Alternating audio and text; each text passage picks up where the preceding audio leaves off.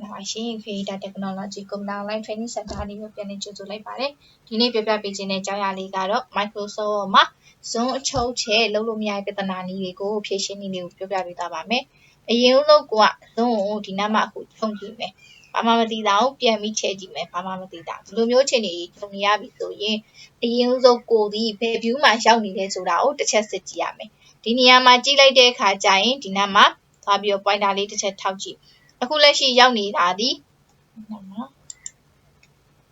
ချက်ထောက်ပြမယ် what layout ဆိုပြီးတော့တွေ့ရမယ်အဲ့ဒီအချိန်မှာကိုက print layout ဆိုတဲ့ view လေးကိုတစ်ချက်ထားပေးမယ်တချို့ဆက်တွေမှာအဆင်ပြေခဲ့တာရှိသလိုတချို့ဆက်တွေမှာအဆင်မပြေသေးဘူးဆိုရင်ဒီနေရာမှာเนาะအနှုတ်လေးတွေလည်းနှိပ်လို့မရအပေါင်းလေးတွေလည်းနှိပ်လို့မရဘူးဆိုရင်ဒီနေရာမှာသွားပြီးတော့ view ထဲမှာရှိတဲ့ vertical ကိုထားလိုက် view ထဲမှာရှိရဲ့ vertical ကိုထားပေးရမယ်ထားပြီးပြီဆိုတော့မှဒီနေရာမှာအနှုတ်လေးတွေအပေါင်းလေးတွေကမြင်ကွင်းအချုပ်ချက်လုပ်လို့ရပါမှာပဲဖြစ်ပါရဲ့ရှင်ဟုတ်ကဲ့အခုပြောပြပေးတဲ့နည်းလမ်းလေးကိုစက်နှစ်သက်တဲ့ဆိုရင် like ရှင်းနည်းနဲ့ပါဝင်ကူညီပေးကြဖို့လည်းမြတ်တရခက်ပါရှင်ကွန်ပျူတာနဲ့ပတ်သက်ပြီးတော့တဦးချင်းသိရှိလိုပါက0940608890တို့တိုက်ရိုက်ဆက်သွယ်မေးမြန်းနိုင်ပါရှင်ကြည့်ရှုအားပေးသူကြောက်ကြည့်စီကိုလည်းကျေးဇူးထူးတင်ရှိပါရှင်